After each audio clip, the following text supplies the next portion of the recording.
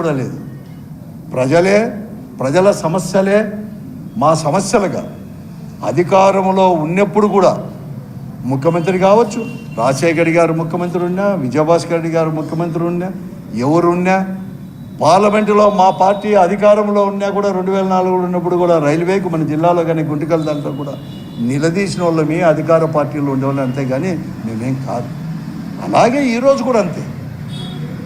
4 మార్లు పార్లమెంట్ సభ్యులుగా ఉన్నాను, ఒక మారు మొట్టమొదటిసారిగా కూడా అసెంబ్లీగా ఉన్నాను. నా చేతనంతా డెవలప్ చేశాను అని చెప్పేసి మేము ఎప్పుడు కానీ విరవీగలేదు. ఎవరైనా కానీ అప్పుడు ప్రతిపక్ష పార్టీలు కానీ లేకపోతే ప్రతిపక్షంలో ఉండేవాళ్ళు కానీ ఏ పార్టీ అయినా, కమ్యూనిస్ట్ పార్టీలు కావచ్చు, తెలుగుదేశం కావచ్చు, భారతీయ జనతా పార్టీ కావచ్చు, పెద్దలు కావచ్చు, మేధావులు కావచ్చు, ఉద్యోగ సంఘాలు కావచ్చు, పత్రికా విలేకరులు కావచ్చు, సూచనలు బహిరంగ చేసినా, ఇంకోటి చేసినా, విమర్శించినా కూడా సద్విమర్శలుగా, ఆ విమర్శల్లో ఎంతమాత్రం యథార్థాలు ఉన్నాయి, రాజకీయంగా చేశాడా లేకపోతే నిజంగా చేశాడా, నిజం చేసేటి ఎక్కడ సర్దుబాటు చేయాలా అని చెప్పేసి ఎక్కడ కానీ నోరు తెచ్చుకోకుండా ఎంతమంది కూడా చాలామంది అప్పుడు ఆన్సర్ చెప్పమని చేయకోకుండా సరిదిద్ది డెవలప్ చేసిన వాళ్ళమి, ఈ జిల్లా బాగు చేసిన వాళ్ళమి, అటు నీటి ప్రాజెక్టులు కావచ్చు, ఎవరు కావచ్చు, ఎప్పుడైనా. కానీ అదే విషయాన్ని మేము చెప్పాను అందరికీ. ఒక పేరు చెప్పలేదు, రాష్ట్రంలో ఉండే పరిస్థితులను చెప్పుకొని ఈడ మీవన్నీ కూడా సూపర్ 6 హామీలు అనేది కూడా అమలుపరచుకోకుండా ఇక్కడ అవినీతి ఇవన్నీ కూడా ఎక్కువైతా ఉంది. ఈ పరిస్థితుల్లో మీ శాసనసభ్యులు కానీ మీ పార్లమెంట్ సభ్యులు కూడా చాలామంది, ఎక్కువ మంది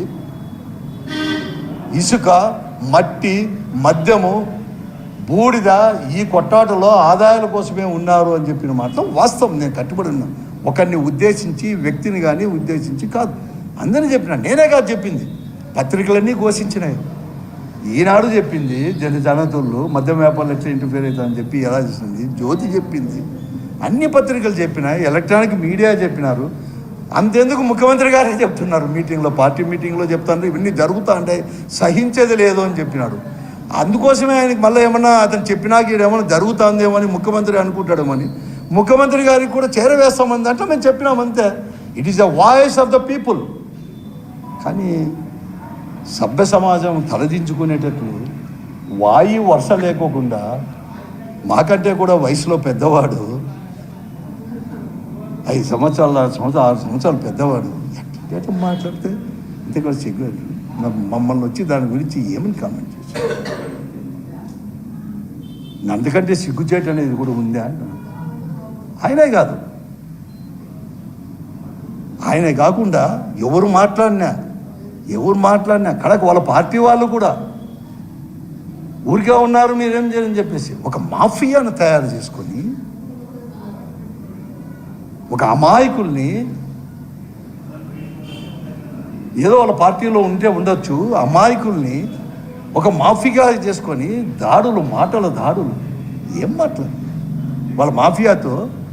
అప్పుడు ఏదో అవుతుంది, నేను 10 రోజుల కింద రైతాంగ సమస్యలు మాట్లాడితే చేతనైతే బాధ్యత ఉంది కాబట్టి ఎందుకు తెలుగుదేశంలో ఎందుకు కాలువ శ్రీనివాసులు గారే మాట్లాడినాడు వాళ్ళ మీటింగ్లో. రైతుల యొక్క సమస్యలు ఎవరు కొనేవాళ్ళు లేడు, గిట్టుబాటు ధర కాలేదు, కొనండి సెంటర్స్ ఓపెన్ చేసి అన్నాడు. అదే విషయం నేను చెప్తే చేయాలా కానీ బాధ్యత పెట్టుకొని చేయకోకుండా లడంగో లఫంగో ఏం మాట్లాడు. ఈయన మాట్లాడేదే కాదు, వాళ్ళతో కూడా మాట్లాడించి పాపం వాళ్ళని తయారు చేసి అమాయకులను తయారు చేసుకొని వాళ్ళతో మాట్లాడించుకుంటా వయస్సు గీస్తని లేకుండా అందరిపైన ఒకరిపైన వాళ్ళ పార్టీ వాళ్ళు మాట్లాడినే పోతారు, ఇంకోరు మాట్లాడినే పోతారు, మంత్రులు మాట్లాడినే పోతారు. మరి ఎవరిని మాట్లాడేసి ఇదే వాళ్ళ సంస్కృతి ఇది అంటారు. ఎక్కడ నేర్చుకుంది? ఏదో మాకు భూములు ఉన్నాయి, అవినీతి ఆరోపణలు చేస్తాను. నేను ఒకటి చెప్తాను, నేను కూడా ఎలక్షన్ నిలబడినాను. 7 మార్లు ఎలక్షన్ మా తండ్రి గారు అంతా కలిస్తే 12 మార్లు మా ఇంట్లో 55 సంవత్సరాల్లో 12 మార్లు. 67 నుంచి మా తండ్రి గారు శాసనసభ్యుడే, 78 వరకు, మళ్ళీ 80 నుంచి శాసనమండలి సభ్యుడు, 89 నుంచి 96 వరకు కూడా పార్లమెంటు సభ్యులు 2 మార్లు. తర్వాత 96 నుంచి కూడా ఈ రాష్ట్రంలో తెలుగుదేశం పార్టీ అధికారంలో ఉన్నప్పుడు ఒకడు మా పార్టీ నుంచి, కాంగ్రెస్ పార్టీ నుంచి ప్రాతినిధ్యం వహించేటప్పుడు కూడా నేను గెలిచిన వాళ్ళం. 96 నుంచి 4 మార్లు పార్లమెంట్ సభ్యులుగా ఉన్నాను. నేనే ఒక మారు వచ్చి శాసనసభ్యుడిగా ఉన్నాను. ఏమైనా ఉంటే మీరే కదా అధికారంలో ఉన్నారు, కేంద్రంలో ఉన్నారు, రాష్ట్రంలో ఉన్నారు, మీరే ఉన్నారు. ఎంక్వైరీ చేయండి, నేను సహకరిస్తాను ఎంక్వైరీకి. నా పైన, నా కుటుంబం పైన. మేము ఎప్పుడు భూములు మేము వచ్చి పెద్దగా నాకు కొనలే. 78లోనో 77లోనో మా తండ్రి గారు ఆయనకు వచ్చిన ఆస్తి, మా అమ్మకు వచ్చిన ఆస్తి, డ్యూటీలో ఆస్తులు అమ్మి ఆడ కొన్నాం, భూములు కొన్నాం. నాకెంత దేశం అంతా ఏమి నాకేం భూములు లేవు, ఆడ చూసిన ఇంకోటి ఎక్కడ లేదు. ఆడుండేది అన్నీ కొండాయి. మేము ముగ్గురం అన్నదమ్ములు ఈ పొద్దు కూడా కలిసి ఒకే ఇంట్లో, మా నాయన కట్టించిన ఇంట్లో 67, 68లో కట్టించిన ఇంట్లో, అదే ఇంట్లో అక్కడే ఉన్నాం. అందరికీ తెలుసు. మీరు పిల్లప్పుడు, నేను పిల్లప్పుడు ఉండేప్పుడు కూడా ఆడే ఉన్నాం. అందరికీ తెలుసు. 56 ఏళ్ళలో 57 ఏళ్ళు అయింది ఆ ఇంట్లోనే ఉండి, అదే ఇంట్లో, అదే గుణాదే, అదే పునాదే. ఆ ఇంట్లోనే 100 రోజులు కూడా మీ కుటుంబ సభ్యులు కూడా పండుకొని, రాత్రి కూడా పండుకొని పోయిన వాళ్ళు. మేము అంత పోయిన వాళ్ళు. మేము కొత్త ఇల్లు ఏమి రాలే, ఆడ కొత్తగా భూములు కూడా రాలేదు. మళ్ళీ మేమేం కొనింది కూడా కాదు, మా నాయన కొనిండేది. ఏమైనా కొనింటే 2 ఎకరాలు 3 ఎకరాలు ఆ నీళ్ళ కోసం ఎండిపోయేటప్పుడు, దాక్ష చెట్టు ఎండిపోయేటప్పుడు నీళ్ళ కోసం ఏడన్నా కొన్నామేమో అంతే. కొన్ని నీళ్లు తీసుకొచ్చినాం దూరం నుంచి తప్ప, ఆడుండేటివే ఎవరికి ఏం లేదు. ఎంక్వైరీ చేసుకోండి. అంతెందుకు, ఎంక్వైరీతో పాటు నీకు నిజాయితీ ఉంటే, నీకు ధైర్యం ఉంటే, నీ పైన, మీ కుటుంబం పైన మీరే ఎంక్వైరీ చేసుకోండి. 85 నుంచి మీరు కూడా శాసనసభ్యులుగా ఉన్నారు కదా, మేము 67 నుంచి చేసుకోండి.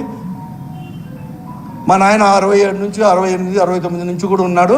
వాళ్ళకేం భూములు ఉంటాయి, వీళ్ళకేమో అన్నీ కూడా చేసుకోండి. ఎవరికి అభ్యంతరం లేదు. కైనా ఉన్నారు, కింద ఉన్నారు, నిజాయితీ ఉన్నారు, సహకరిస్తాను. ధైర్యం ఉంటే మీరు కూడా చేసుకోండి. మీ ఆస్తులు బీస్తులు అంది. ఇంకోడు ఏమంది, ఇంటికి వచ్చి కొడతామంటారు తప్ప ఎవరు అన్నారా అసలు?